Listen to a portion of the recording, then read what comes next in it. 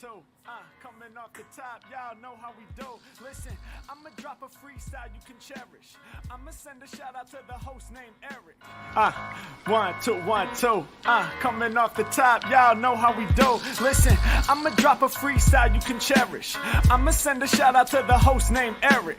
Yo, he's never on some average shit. You know Eric, he stays loud and passionate. I'm about to break it down for y'all with the clever song. Yo, shout the host named Thomas, cause he's never wrong. And shout to John, you know that he's smart and quiet, unlike my freestyles which cause a riot. I'm about to do it like this cause the people love me. Shouts out to PHP the ugly. It's called ugly cause it's not professional, but I'm about to come through and bless it with style. So let's do it when I'm spitting, I perfume the room. Yo, the segment of the show is called Doom and Gloom. That came from Thomas. Yeah, can nobody go beyond this? I get the mic and then I'm about to keep it like a promise. Yeah, and y'all know we fill them up with anguish. We talking about the PHP, the programming language. About to break it down, no exaggeration. What do y'all do for a living? Web applications. Okay, I can dig it. My words spray tight. They getting together on the Thursday nights. Yeah, when it comes to rhyming, you can call me the new dude. I spew true lyrics while y'all broadcast on YouTube. So let's get it. You know my lyrics are major. All up in the comments, they got plenty of haters, but they doing what they doing. Keep it ugly. We ending every show with the saying it's lovely. Let's go. Hey, shout out to y'all. Peace to the whole squad, man. Hope your channel is doing real well on YouTube. Hope you guys are having fun. And it was an honor and blessing to do this little custom freestyle for y'all. Hope you enjoy. Stay up. Yeah. Come on. Hey.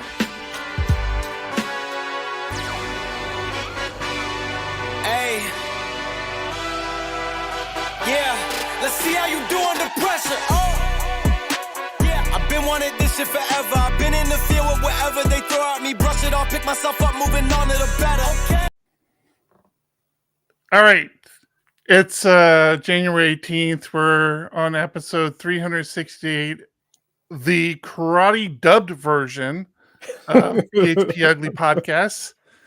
I have been doing some editing of our stuff. I like it. I don't understand that. I swear, you told me about that issue, and I know we haven't started the show officially, I guess. I watched that all the way through yesterday without that slip in time.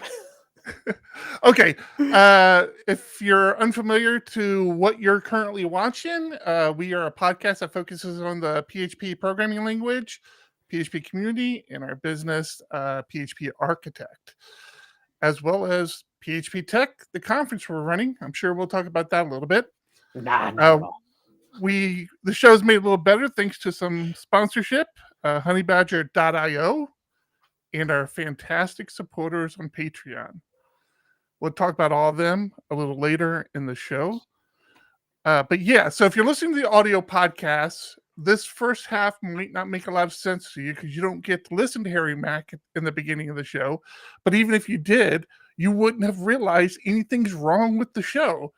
However, I've updated some of our videos because we moved to another music service. We were using Pretzel before, and I talked about some of the issues we've been having with them. We kept getting copy strikes against the music we're using, and the selection had really reduced a lot. So I actually looked through my emails and said, okay, who gave us the most copy strikes? And then I went to them as the service. I gotta be honest with you, it's called Epic Sound or something. I'm not going to pimp them too much because we just started using them, and they're not paying us for sponsorship or anything like that. But it's definitely a difference between night and day, because with their service, you can register like where you're using the music. You know, you have a limited amount where you can use their music, like only a certain amount of channels. And I went and registered them, and then immediately all those copyright strikes got lifted. Like, oh really? Because I put the YouTube channel in there, and YouTube just started sending me emails. Hey, congratulations! This strike has been lifted from your channel. I'm like, it still doesn't matter because we don't get monetized, but that's good to know. It's also cool because go ahead. Do you want to help us get monetized? hit the subscribe button below. Subscribe and like and bells Share and and all that. whistles and whatever else there is. Just hit all the buttons. Except the thumb down. Stay away from that one. I don't know if YouTube still has a thumb down button. They do. They don't show you the count anymore, but they have it. Yeah, but the service is cool because now all the music you download or all the music in their library, I assume all the music, I haven't come across any that didn't. You can actually like just get the instrumentals, you can just get the drums, you can just get the vocals, like you can break down the part of the song that you want and just download that part of the song. It's kind of cool. That is pretty But okay, so here's what happened to the audio listeners. We play Harry Mack when the show starts. And yesterday I spent over an hour because every time I watched it on Restream, I saw a drift. Like Harry Mack, the video of Harry Mack was out of sync with the audio. And the weird thing about that is that's one file. Like the Canva is what I use to create those scenes, and you have the ability to have like a stream for the audio and a stream for the video, but Harry Mack isn't that. Harry Mack is all one video, right? There's no way to separate it. So I messaged John and I send John the video that I uploaded to Restream, because if you look at the video itself, the video is fine.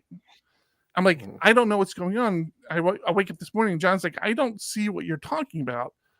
I logged into Restream, went and played it like we normally do, and saw no issue. And I watched it, from the beginning to the end, just in case it was like halfway through it started messing up. But no, it seemed fine. I think I was putting in my mind that it was off by like a millisecond, like just that tiniest bit, but not like what we saw just now. So when I get back from the dog park this morning, I log in and I watch it and I don't see the drift anymore either. I'm like, oh really? Maybe it was a codecs thing. Like maybe it was still compiling the video or something. So I felt relieved. And then of course we fire it up. And first thing John messages is, hey, it wasn't doing this yesterday. So I actually have another version of the video. I want to see if the drift is there too. So you guys get to listen to it one more time, and not the whole song. We'll just see the beginning here. 1, 2, 1, 2. Coming off the top, y'all know how we do. Listen, I'ma drop a freestyle you can cherish. I'ma send a shout out to the host named Eric. 1, 2, 1, 2. Coming off the top. Yeah, same thing, right? You saw it, right? Yeah, I don't know why it's doing that. I can't figure it. Computers are hard. Hey, Mike. Evening, Jeff. How's it going? Laravel Architect. Yes, Eric Mann is here saying hi to everybody in our Discord. I don't think I mentioned this yet, but if you want to be part of the show or any platform, you can message us and it'll show up in the video stream. However, if you really want to be part of the show, like you, Emmanuel, join us in our Discord at discord.phpugly.com. And the cool thing about being there is you get to see the replies when the bot posts show links. It will show up in Discord, but it doesn't show up on the other services. So your call, no charge. Pop it over to discord.phpugly.com and join the crew. Andrew Woods is always a funny guy. He hit all the buttons on his keyboard because he said to. Awesome. Corey, hi. Oh, for fuck's sake. Welcome back. Okay.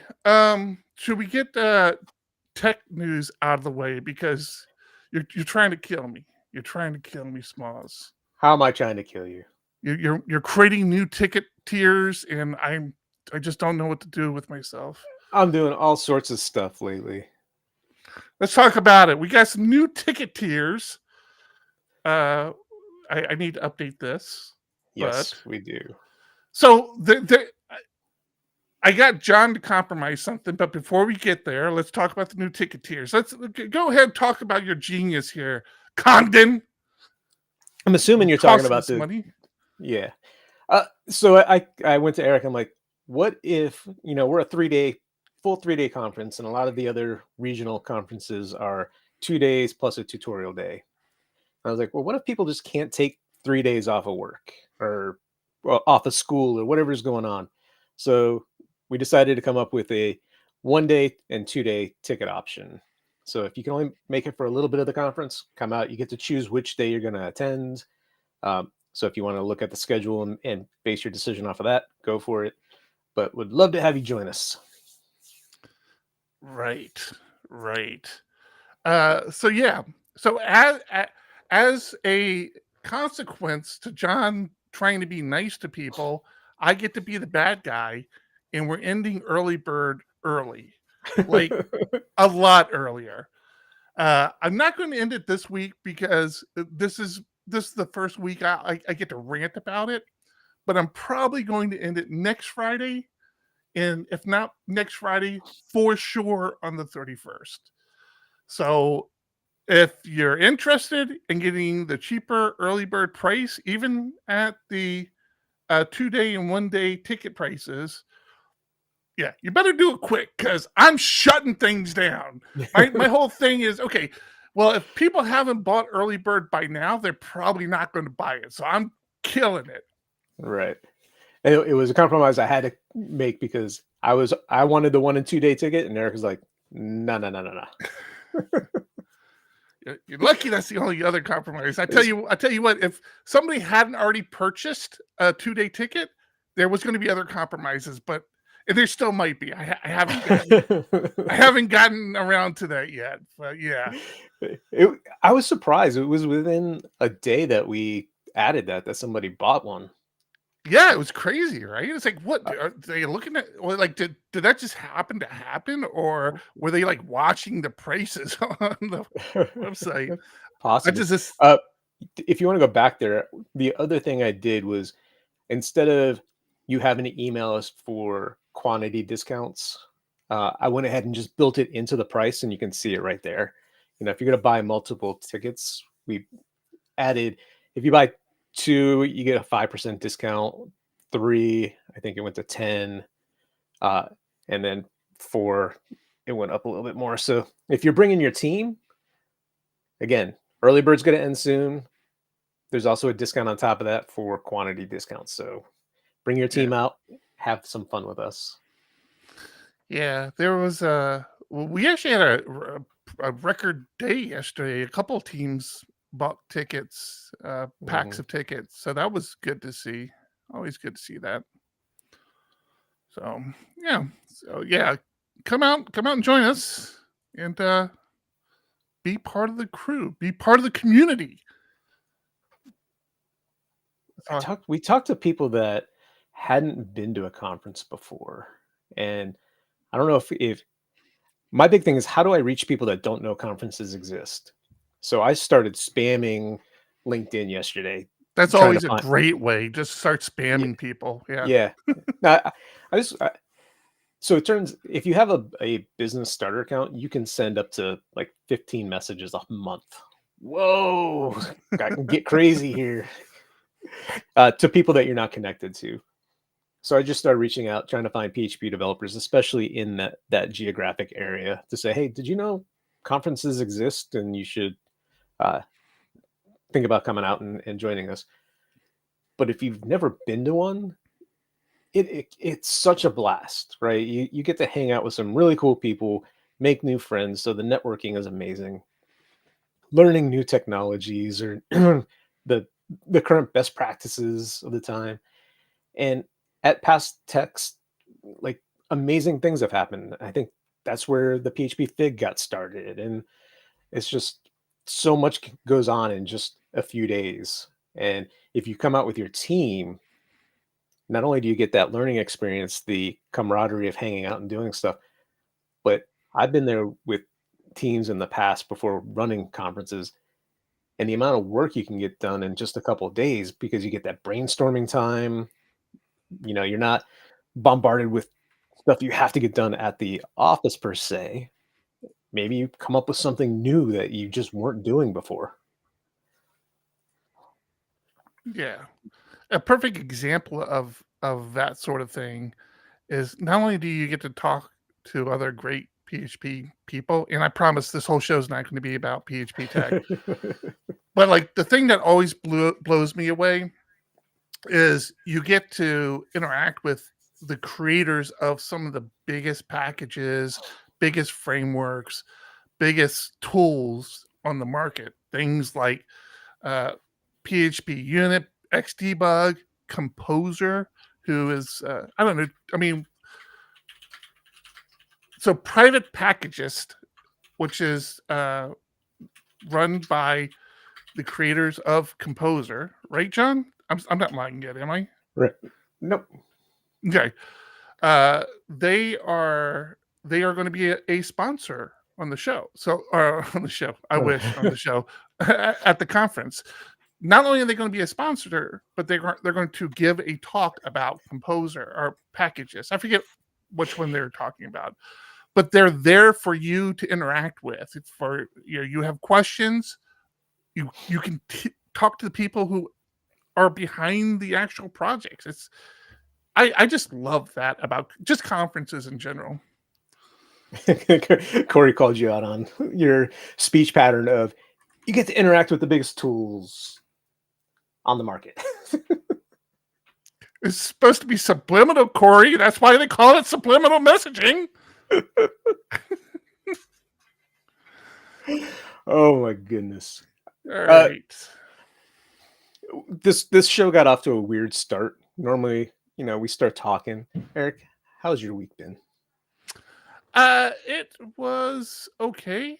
Getting back in the office. I told you guys last week I had issues with my knee, so I started this week off with some doctor's appointments and getting everything ordered for my injections, which is a pain. But yeah, getting back down, getting caught up, talking to clients. We're really close to finishing up all the pre-stuff for a new client, which I'm super excited about getting that up and running. It's going well. I could use another vacation though. But no, it's going good. It's going good. How about you, John? How was your week? Good. I've been researching home assistants. I mean, I've had the Echo devices. I have the Google devices. Gotcha. I have Samsung Smart Things, and I've had that for years, and it just doesn't interact with everything. And I've since moved to having an Apple iPhone, so now I have access to HomeKit. So it's like I have all of this disparate stuff, like the Philips Hue bridge, and like just such a pain in the butt. So I finally started setting up HomeKit, which works pretty well. And then I set up HomeBridge on one of those Raspberry Pi 400 keyboards that we have, just because I had it sitting here not doing anything. So loaded HomeBridge up on that. It was pretty cool. So now I've got that sitting up on my shelf. HomeBridge or Home Assistant? HomeBridge is an open source Raspberry Pi software. Like it kind of brings everything together. Hello. And then HomeKit talks to that. So trying to start to bring everything together and make it a little more user friendly, especially for my wife and myself too, because it just sits there and does nothing for the most part. Interesting. So I actually just ordered 2 Raspberry Pi Zeros because I've had some little projects I wanted to work on, and the Raspberry Pi Zeros with Wi-Fi have been out of stock for a while. And I got a notification saying, "Hey, we have some Zeros in stock." So I kind of swooped in and purchased a couple of them. This might actually end up on that list of things I want to do with them. But I still got my little pies behind me. This guy right here is running that DNS server. What's it called again? I forget. The Pi-hole. Pi-hole. And I'm kind of done playing with it because I only had like one computer that was using it. So maybe I'll just install this there. This is very interesting. I am going to have to check this out. It actually has a Docker version, so you can just throw it on your Linux machine too if you wanted to. Or I could throw it on the Pi because I got Docker running on the Pi. There you go. Lots of ways to do it.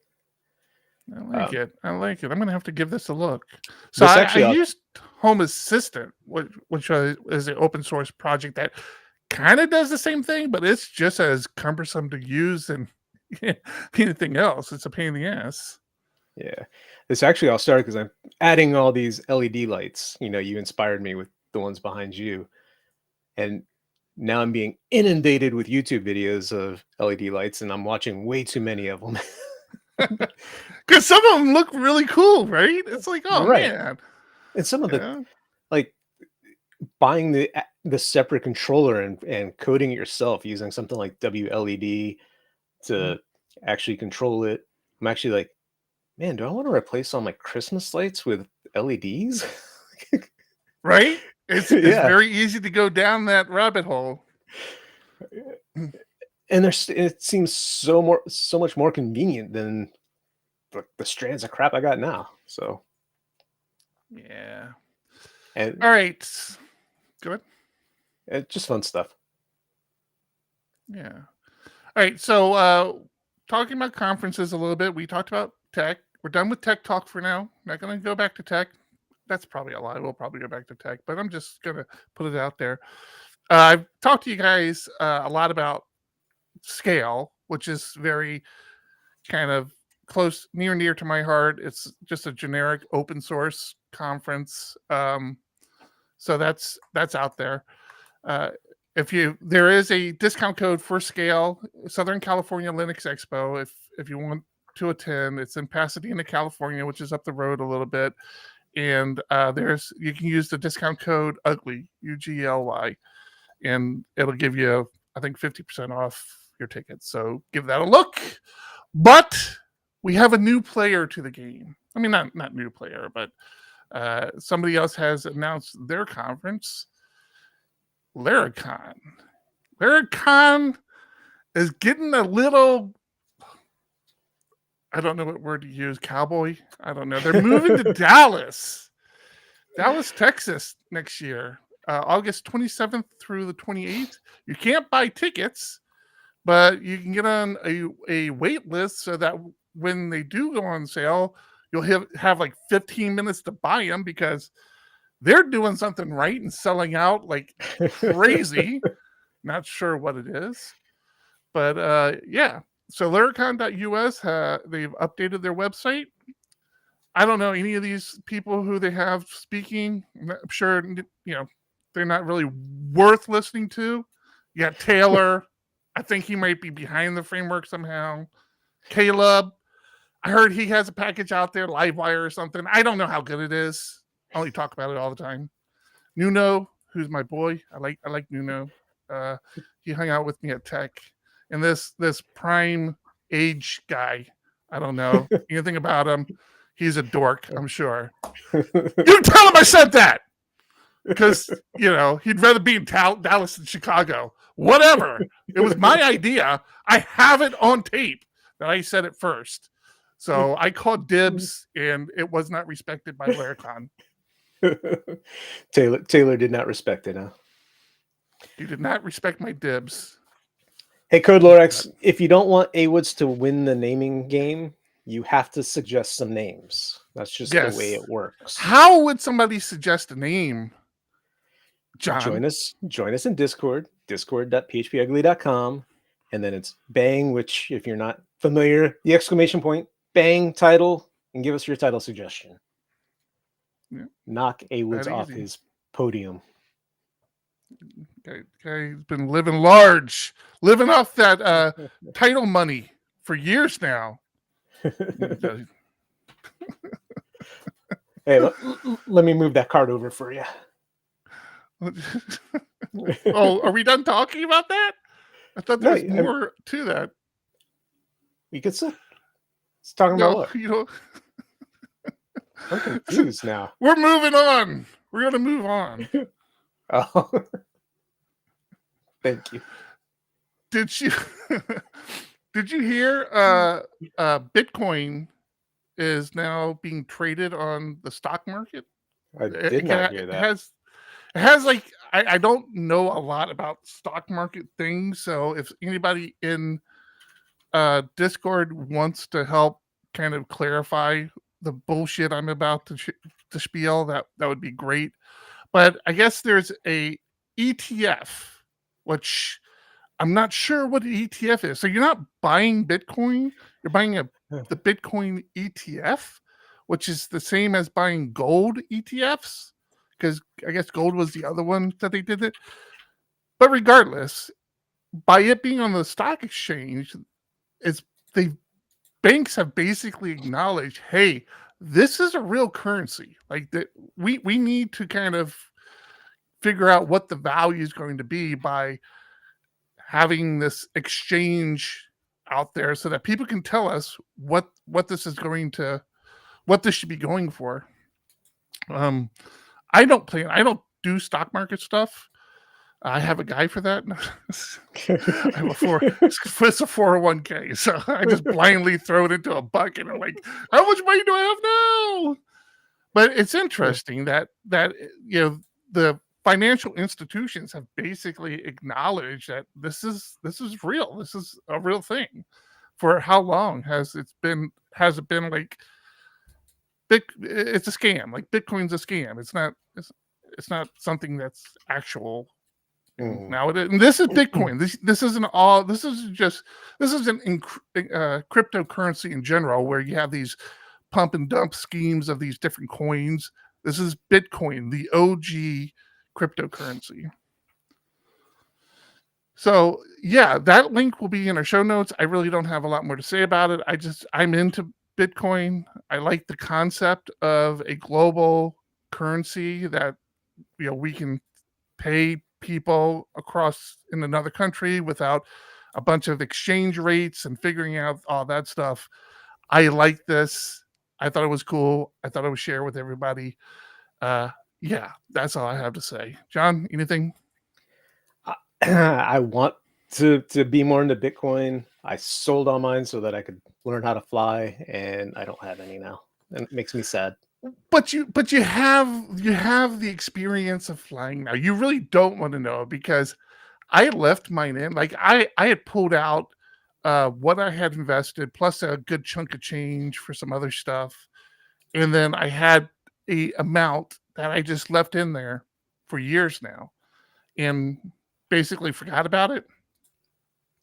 And I looked at it when I saw this news. I'm like, hey, I got some Bitcoin out there. I should take a look at that.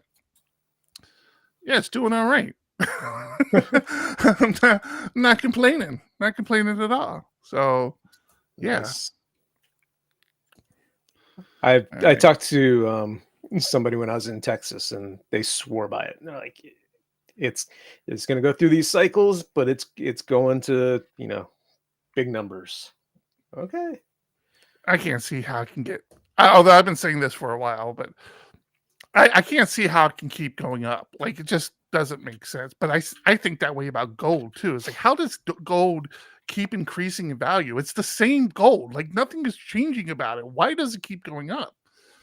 But yeah, I don't know. I don't know how money works, man. I just know that the tax man wants his cut and spend it. What?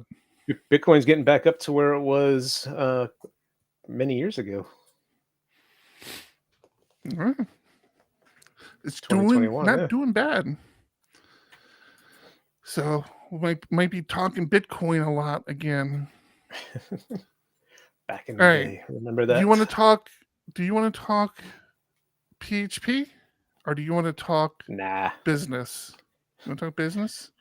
I want that bottom card that you have on your list, because I saw that pop up, and we are not allowed to use it. That's why I put it on there. So what John's talking about is we've talked in the past about how we've started using Notion for a lot of our workflows at PHP Architect. It's a tool I started using. I was looking to replace Evernote, and I ended up not doing it. And John and I figured out some workflows from PHP Architect, so it's still within my mix. And now they have a calendar app, because we need another calendar app, apparently. I didn't know we did. But of course, I've got to try all the new and shiny things, and I was really curious about how it integrated into the Notion product itself. So I went to download it, and to John's point, whoever's in charge of our Google account has like blocked us from being able to use this calendar. And that might be me, and it might be because I can't figure out how to unblock it, because I go in there and look, I'm like, it doesn't look like I'm blocking anything. So I keep meaning to look into that. I had that same thing with something else recently. I had to go into the Google settings and re-enable it. My assumption is Notion has a lot of tutorials out there, like to-do apps and like ways to use their application, I guess, for lack of a better word. And I can see calendaring being huge within that. I don't think it's meant to be just your calendar, but again, I haven't watched the video on it, so I don't know. Yeah. It integrates with your Google Calendar, so I assume it's supposed to be just your calendar. And honestly, I don't really use the standalone calendar app, but I'm open to using it, just because I would like to not have to keep that tab open in my browser, since we do a lot of app? Huh? What do you mean the standalone calendar app? I said I don't use a standalone calendar app, like an application that's just for calendar. I started but I'm using not opposed to it. Yeah, I started using the one that comes with Mac, the Mac calendar app, just to try and get better with the notifications, because like you said, I have the tabs open and I want the notifications to come in, but I miss so many of my calendar notifications. It's crazy. Yeah. And frustrating. And you feel like it's better now? It has been, usually because my reminders show up in the top right and stay there until I recognize them. But all right, that's decent. Yeah, I would give this a look, but I'm not paying for it. I don't know. Was there a price? I didn't even see. It's free, right? I have no clue. I logged into Notion to do some stuff for the magazine. That pops up right away saying, "Hey, we have this," and I'm like, "All right, I'll enable it." Click. Oh, you're not allowed. I'm like, "Okay, forget it." I was literally in the middle of doing something else anyway, and I was like, "Oh, shiny!" And it does say get Notion Calendar for free. It has integrations with Notion, of course, Google Calendar, Google Meets, Zoom, Arc, and other providers. Yeah, I don't know. There's a Mac, and it doesn't look like there's an Android app. Oh my God. I'm about You're being attacked. This cat is planning my demise. I know he is. He's all friendly to me now. He's up to something. Yeah, I don't know. It doesn't look like there's any cost to it, but we'll get it enabled. We'll figure out what we need, what check boxes we need to make, and make that happen. Oh boy. Okay, so I know I said we wouldn't talk about tech, and we're not technically going to talk about tech, but I wasn't talking about anything. No. Me. Oh. I'm about to. But if we have any Reddit users out there, I did create a post in Reddit for PHP Tech. If you wouldn't mind popping over there and giving it a little thumbs up, we got our upvote. We got 11 upvotes already. Wow, that's cool. I wish they'd let you put like an image in here. There was like no way to put it. I made it a link post, and there's no way to add an image, and I don't understand why it's not getting the image, because there's plenty of images on the website it can be getting, and it doesn't seem to get any of them, and I'm not even sharing it with you guys. Sorry about that. So yeah, if you happen to be a Reddit user, head over to r/PHP and give the conference a little upvote, just to kind of give it some visibility. We would appreciate that tremendously. Probably should put some verbiage in there, huh? A little bit more. I don't know what the correct Reddit etiquette is as far as like what's too much, because it's our conference. So I think technically I shouldn't be making the post. Like, I think that's part of the etiquette. Like, you don't make a post about your thing. So I don't know, man. I just did it. I don't think it's hard when like you want to get the word out. Like, how do you get the word out without offending people or doing things like you have to market to some extent? Right, exactly. So Speaking of which, I started getting into LinkedIn ads, and that is just a pain in the butt. What's that like? It's like all of these platforms, what you think you should be clicking on is not the right thing. And I'm like, why is this not like, I want to go here. And it's like, I click on something else. And all of a sudden I'm like, where I think I'm drilling down, it wasn't when I clicked on the word, like whatever, like the campaign group, they call it. But if I clicked over here, then I saw what I was trying to drill down to. I'm like, that doesn't make sense. I don't know why.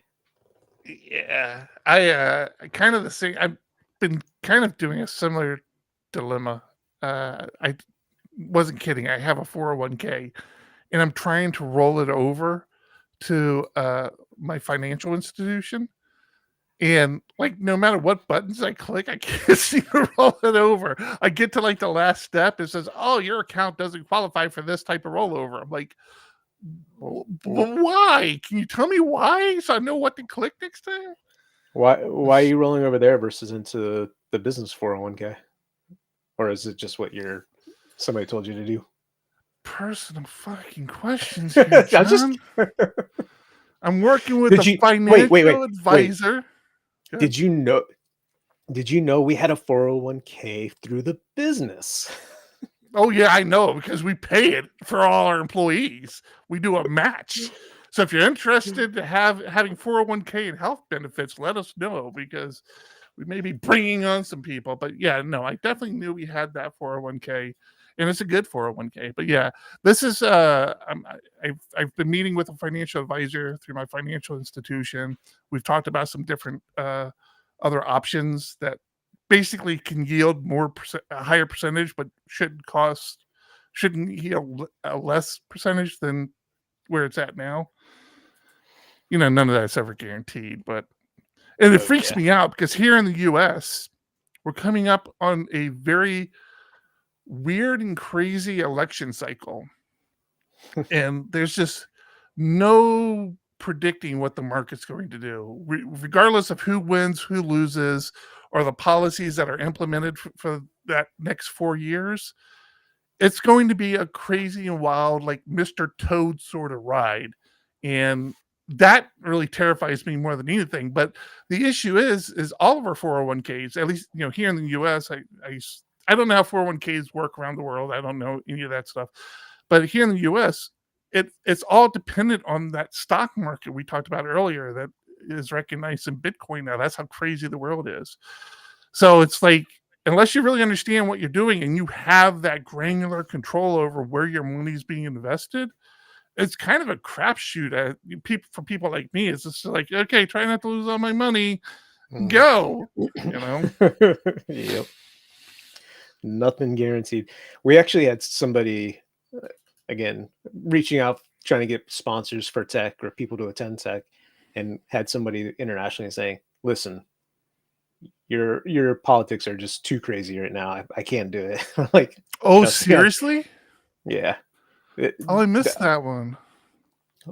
Our politics make it very difficult for international people to come into the US, especially with the person that's running right now, trying wanting to basically shut down all the borders.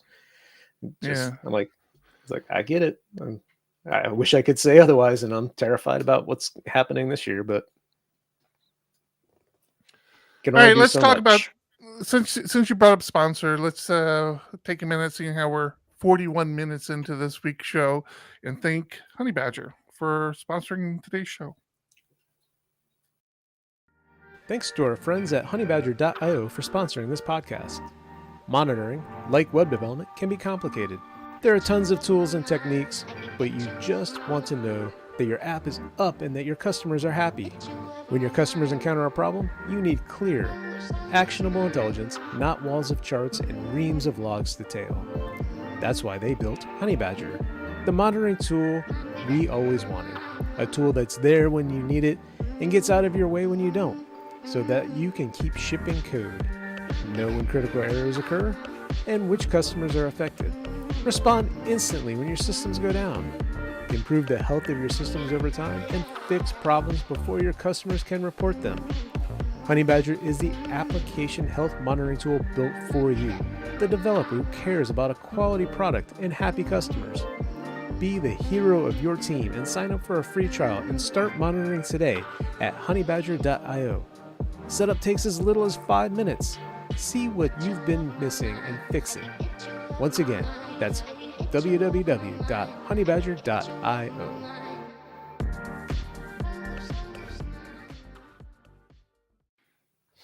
Thanks, Thank you, Honeybadger. What are you laughing about? Why is Sarah talking about Coronado? Coronado Beach is nice. Because she said she would move here and work for us pretty cheaply if we buy her a place on the beach. Does it have to be Coronado? Because, I mean, you know. And what's a place? Because here in San Diego, like, tents can be considered places now. We'll get you a tent downtown. Did I ever tell you the story of my friend who owned a house in Coronado? I feel like I have, but it's been a while. So if you don't know, Coronado is it's famous for where the Navy SEALs train. It's it's not an island. It's technically attached to the mainland through Imperial Beach, but it's here in San Diego. It's kind of cool because it comes up and separates the Pacific Ocean from the bay, right? Or one of the bays here in San Diego. So it's kind of cool. Needless to say, it's small. It's one of these communities where people have golf carts and drive around in golf carts, and also they're very wealthy, right? I mean, like small places. But back in the day, we're talking 20 years ago now, 25 years ago when I was working in the enterprise, when I first started working in the enterprise, one of the developers there owned a house in Coronado. He'd grown up in Coronado. He bought the house, I think, from his mother or something. I mean, it was nothing like crazy. Like he wasn't like this really wealthy developer. Just had this house in his family for a while. It was I'd never been there. According to him, he's like, it's a very little, small, modest home, but it did him well, and him and his wife well. And randomly, and keep in mind, again, this is 20 something years ago, randomly, somebody knocks on his front door. He opens up. He goes, "Hi, my name is such and such. I'd like to offer you a couple $1 million for your home." And he thought the guy was joking. He's like, "Thanks, but no." He goes, no, I'm serious. I'll give you a couple $1 million for your home as is today. We can close. You'll have your money, and you can move on. Now, he wasn't like super attached to San Diego. He was. This has been in his house. His house has been in his family for a while, but it was like one of those things. Like, are you nuts? But he took the guy up on it. Ended up moving just north of San Diego in this at the time was a new area that was just exploding called Temecula. Took $2 million, retired, completely stopped working, got a house that was 3 times the size as his place in Coronado up here in Temecula. And that's the last I heard of the dude. The guy is just like lead a local or something, man. The guy just like, and it was like the most, he came to work and was telling us this story. And like the whole time, I'm like, it's got to be a scam, right? Like, there's no way this guy's going to give like, he didn't have his house in the market or anything. He's not just going to give him a couple $1 million. And then like a month later, he's like, "Peace out, people." And like he hit the lottery or something. The check cleared. I'm gone. pretty much how it played down. And he talked about it. He was like, "Yeah, I'm they were closing on the house in Coronado." He's like, I'm making an offer on a house in Temecula, and if they accept that offer, I'm going to move up there, and I don't want to drive down to San Diego every day. So, because remote work wasn't a thing back then. So he was like, "I'm not driving back down here every day. So if I get that house, it's over. I'm out." And yeah, he got the house. It was the craziest thing. He's a good guy too. I mean, he was a very modest guy. Although who knows? Like, money changes people. He could be, doing lines of coke off bathroom tubs. I don't know what rich people do. I'm not rich. I imagine cocaine's involved, but I'll let you know if I ever get there. So, I can't imagine he did that. He was a real cool guy. He's listening right now, like, what are you talking about? Oh, I thought about that today. You realize, like, we have clients that pay us for work that we typically will talk about that work on the show, who could very literally be listening to us now. So I'm only talking about the clients I like. So we won't be talking about clients very much. No, I'm kidding. I like you all most of the time. You always have the bad days, but there's lots of great days too. It's the way it works. All right, so let's talk about bad days. Let's talk about bad days. I don't know how I feel about this as a business owner. I can appreciate it as a employee. We've talked about Cloudflare in the past, right? This should not be surprising people. We use Cloudflare for certain things. I use it a lot for my systems. It was my go-to before I got really hooked on Tailscale, and I still use it for a few things. Anyhow, I say all this because let me ask you, as a CEO of one of the leading companies focused on technology today, John, how would you feel if you let somebody go only to find out they made a TikTok about it?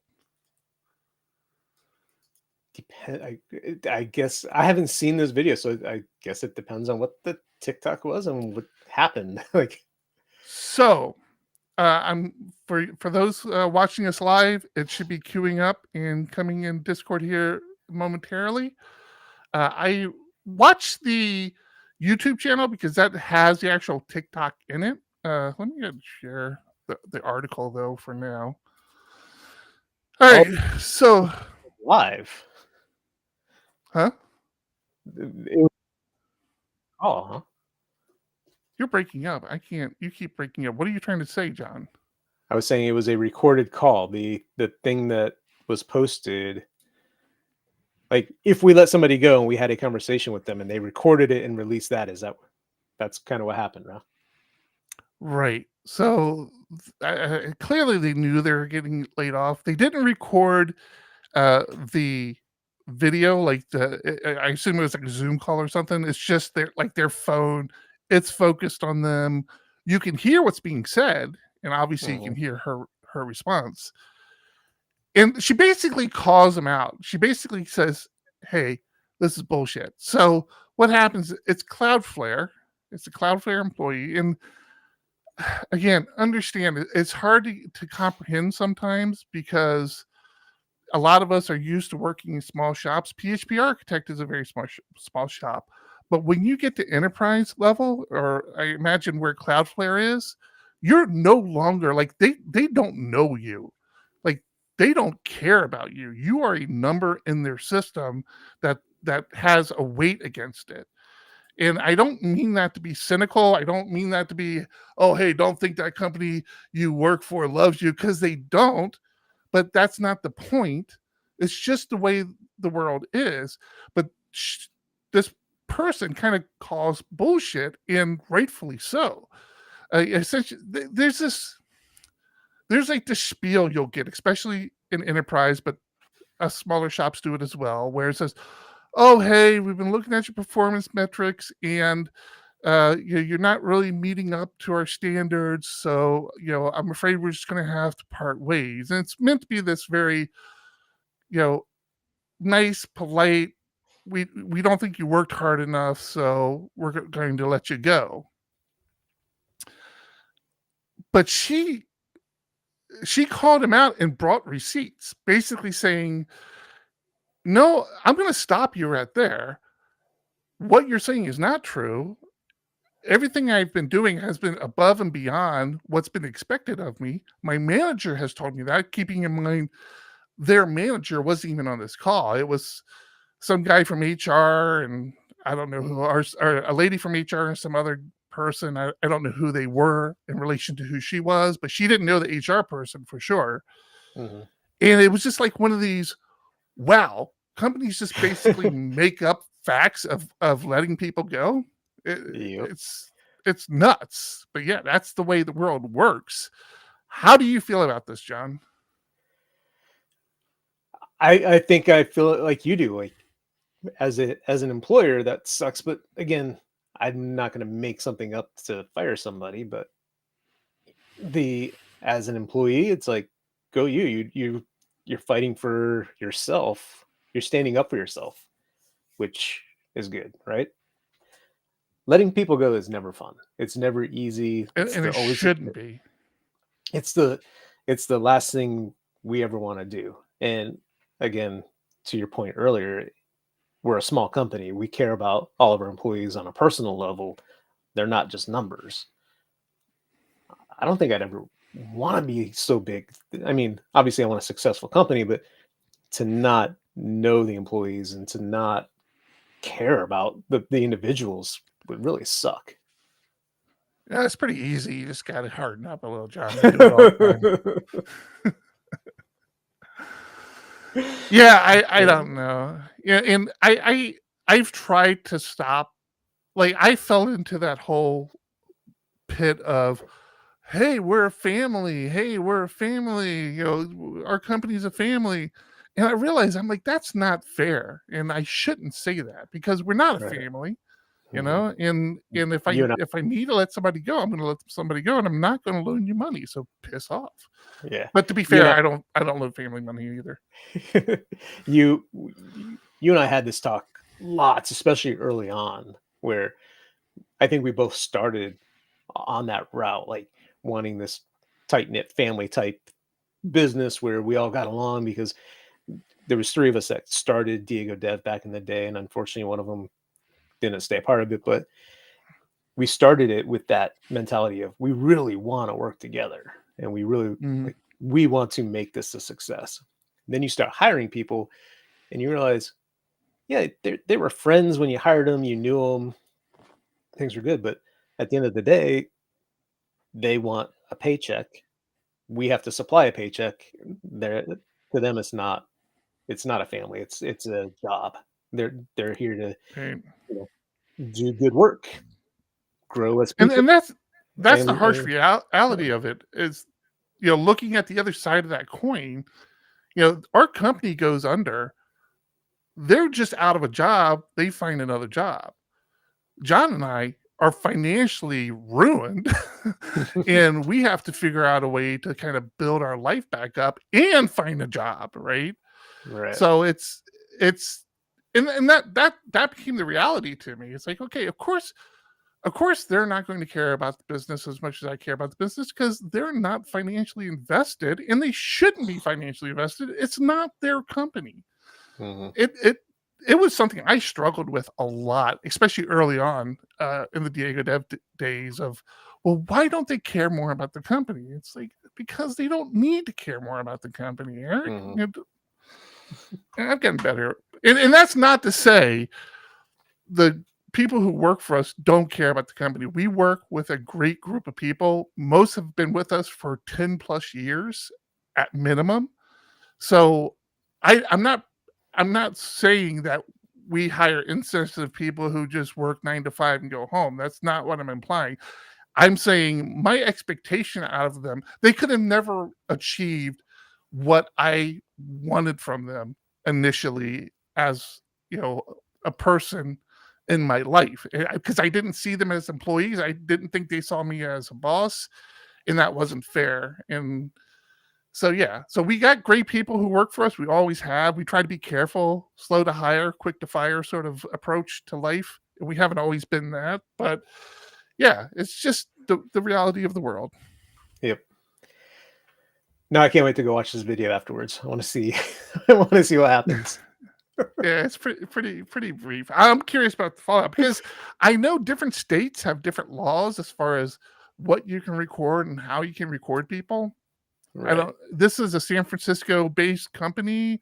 I don't know where they were at, so I don't know all the details, but yeah.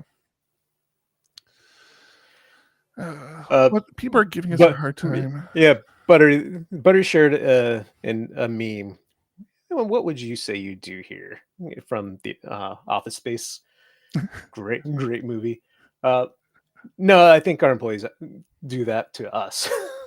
Yeah, that's what I was about to say. I can totally see Kaylin saying, Eric, what exactly do you do? Because I've lost sight of it. Don't ask these questions, Kaylin. I walk out. So I walk out and talk to my wife sometimes, and it's just like there are days where I've done so many different things, but none of them very well. And I'm like, I said it to her today. I said, I feel like I'm running in mud because I start something, I get pulled by somebody else into something different. On top of that, you got the conference and trying to find attendees and trying to find sponsors and trying to make sure you're getting contracts out to new potential clients and contracts out to sponsors. And it's just like paying people. There's so much to do.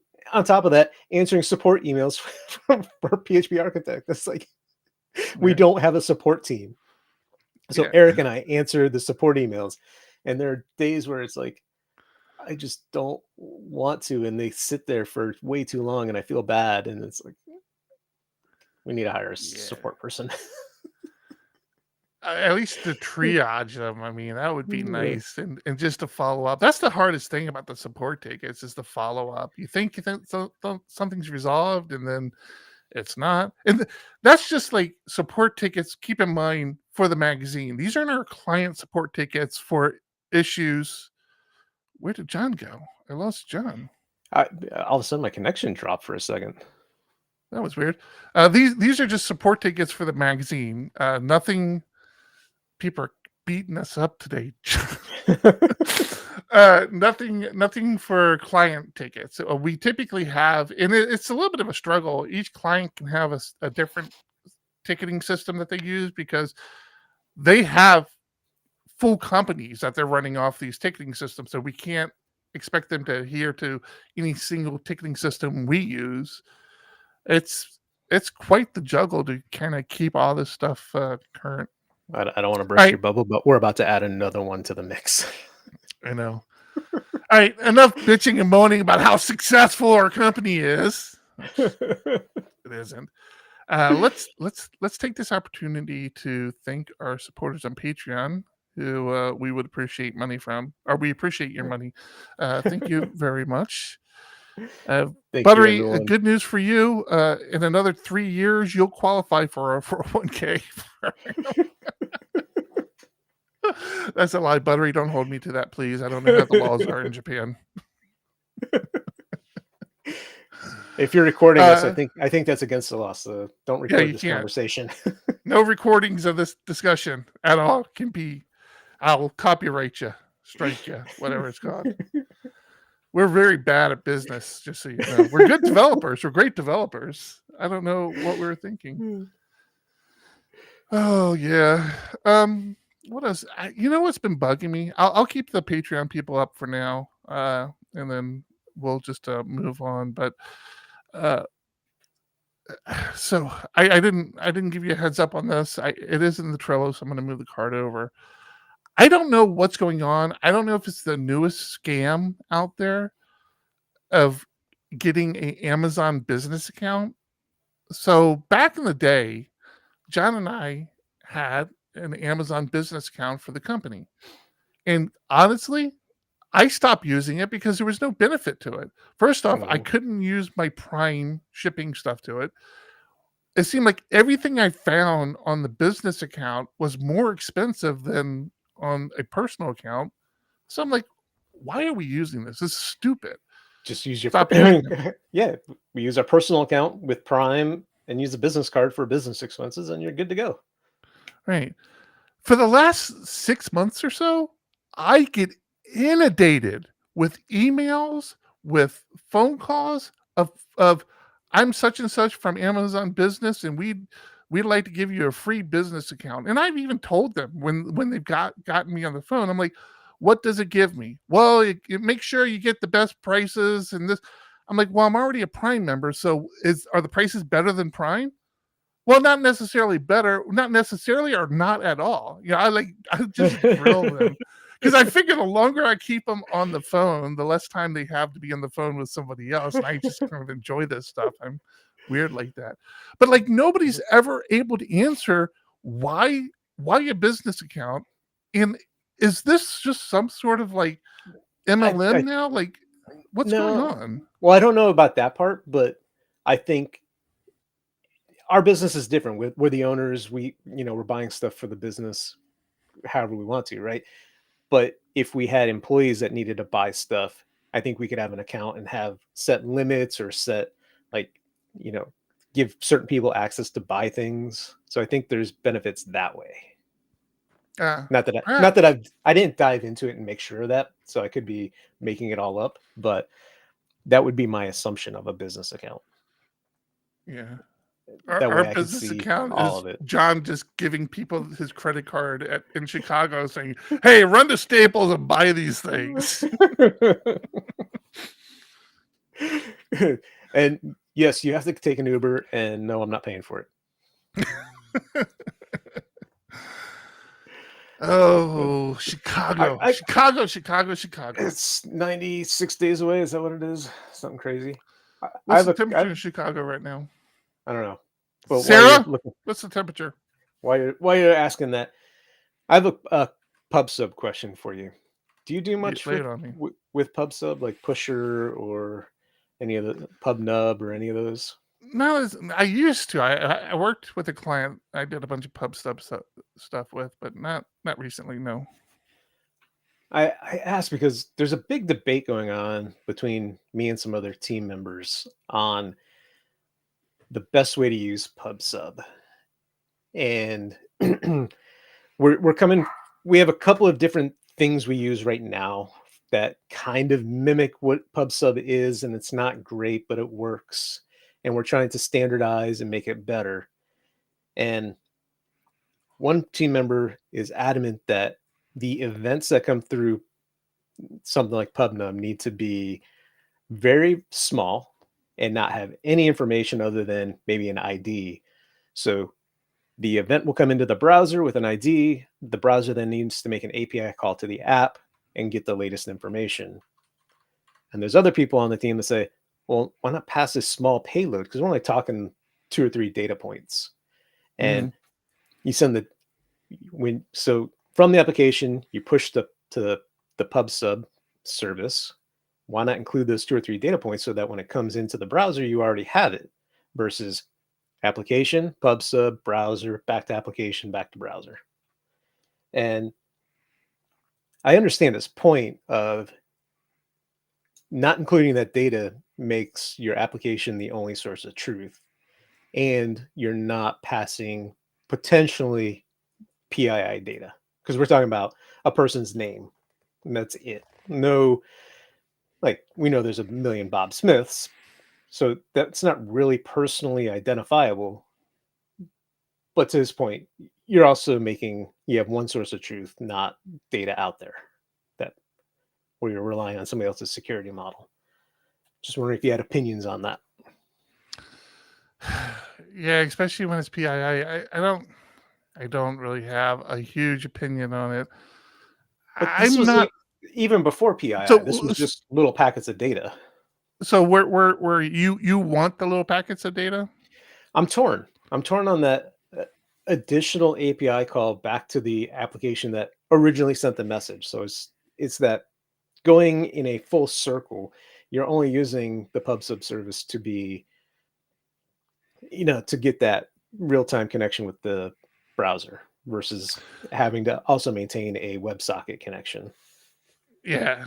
And that's I'm kind of just get the minimum. That's kind of where I was going. Getting the minimum amount of information I need to get whatever more information I need. So I'm kind of a fan of that. Like using the pub sub model sparingly. Like I just hold this UUID for me, or just hold these 2 data points for me, and I'll get everything off this information. Is kind of where I am. But I don't have a good reason, especially if you take out PII data from it. I don't have a good reason for that. I guess my question would be that what would be your line? Like, where do you draw the line as far as what you'd want in that payload?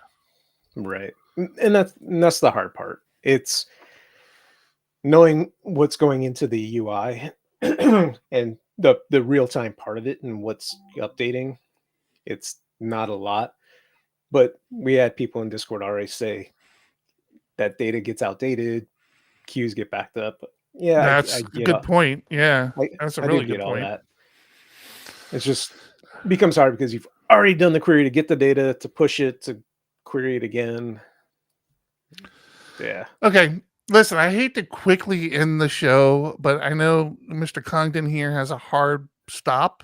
But we might need to rethink our Chicago hosting of tech if it's this cold. Like, it's going to have to warm up a lot over the next couple of months for me to be happy. Jeffrey in Discord, have no fear. The Cubs are in town. I've already confirmed that. It was one of the things I looked at when scheduling this year's conference because they weren't in town last year. So the Cubs are there, and the L train drops you off right at the stadium. It's like a $2.50 ride to the stadium. So yes, that's there. I don't want to rush you out the door. John, do you have anything else you want to talk about before we wrap this up? No, I think that was a good one. Do you understand? You appreciate the fact that I kept in mind that you need to go? I do appreciate that. I try to watch it back. All right. I was kind of an abrupt ending to this week's show, but we appreciate everybody who hung out with us. We had quite a few people online. I even saw Bo is in our Discord. Did you see that? Bo's in our Discord. I just joined. Yeah. Show. I hope Bo's watching the show. I'm a big fan of Bo. He's a DJ. I do like his music. He's a developer too, I hear. Corey hung out with us. We appreciate it.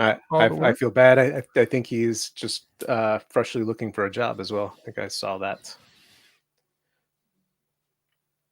Sorry, Bo. Really? Oh, well, yeah, there's the sorry part, but there's also the, hey, this might be an opportunity, John. All right, we'll talk about all that later. Wait, before we go, since Bo is here. Bo, last year at, I think it was Longhorn, I walk up to somebody, I started talking to him. I swore it was you. I called him Bo. He looked at me and was like, he's like, oh, what? I'm like, oh my God, I'm so sorry. I remember you talking to me. I don't remember you telling me you thought it was Bo. Yeah. I thought you told me it was somebody else. That's too funny. Thought it was. Well, who knows? This year at Longhorn, you can walk up to somebody else and say hi, Bo. All right, that's gonna be it. I said that was gonna be it. That's gonna be it. That's it for episode 368. Is it 68? Wow, that's crazy. 368. What are we doing? I'm Eric. And I'm John. Keep it ugly. 1, 2, 1, 2. Coming off the top, y'all know how we do. Listen, I'ma drop a freestyle you can cherish. I'ma send a shout out to the host named Eric. He's never on some average shit. You know, Eric, he stays loud and passionate. I'm about to break it down for y'all with the clever song. Yo, shout the host named Thomas, cause he's never wrong. And shout to John, you know that he's smart and quiet, unlike my freestyles, which cause a riot. I'm about to do it like this, cause the people love me. Shouts out to PHP, the ugly. It's called ugly cause it's not professional, but I'm about to come through and bless it with style. So let's do it when I'm spitting, I perfume the room. Yo, the segment of the show is called Doom and Gloom. That came from Thomas. Yeah, can nobody go beyond this? I get the mic and then I'm about to keep it like a promise. Yeah, and y'all know we fill them up with anguish. We talking about the PHP, the programming language. About to break it down, no exaggeration. What do y'all do for a living? Web applications. Okay, I can dig it, my words spray tight. They getting together on the Thursday nights. Yeah, when it comes to rhyming, you can call me the new dude. I spew true lyrics while y'all broadcast on YouTube. So let's get it, you know my lyrics are major. All up in the comments, they got plenty of haters, but they doing what they doing. Keep it ugly, we ending every show with the saying it's lovely. Let's go. Hey, shout out to y'all. Peace to the whole squad, man. Hope your channel is doing real well on YouTube. Hope you guys are having fun. And it was an honor and blessing to do this little custom freestyle for y'all. Hope you enjoy. Stay up. Yeah. Come on. Hey. doing some experimenting. What are you I'm going going to to experiment. with the drift in the audio video? Thanks everyone for Well, hanging out with us. Appreciate you so yeah, much. feel free to hang out. John's going to probably drop off here. So I'm uploading Yeah, the very soon, intro actually. video. I'm uploading the intro video to the same device that we've run that video out of. So now it's different. It's not the video clip that takes over the show. Right, it's the source. Right. So I'm uploading it to a source. It's encoding it right now, and I'm going to see if it drifts in the source as well. Bo's helping me out with your PubSub stuff here. Yeah, I know. I'm just going to I'm going to put it back into the show notes so that it's there. So the link may come in again, but we will add it so it's in there. Yeah. All right. 58%. Anybody hanging out?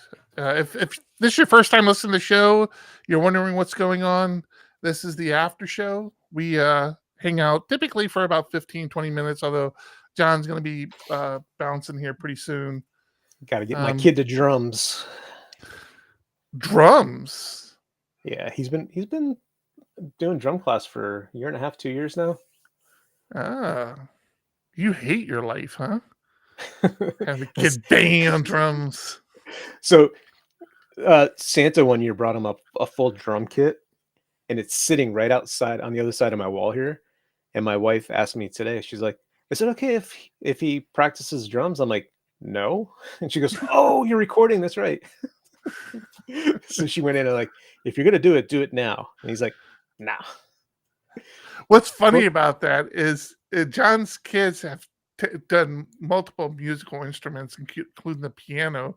John has his noise canceling headphones on, so I hear them practicing more than he does. I'm like, dude, you got your kids play piano. Now, you sure I don't hear it? I'm like, how can you not hear that?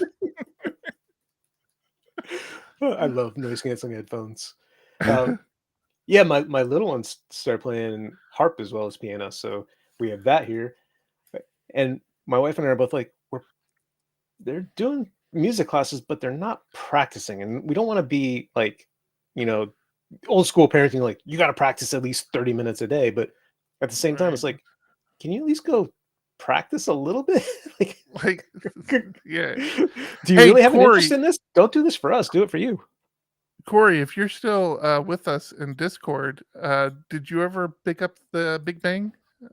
I say that because I was telling Corey about the Big Bang show, which we're addicted to in this house. It runs on continuous loop. And like Big Bang Theory or Big Bang Theory. Yeah. Big Bang Theory.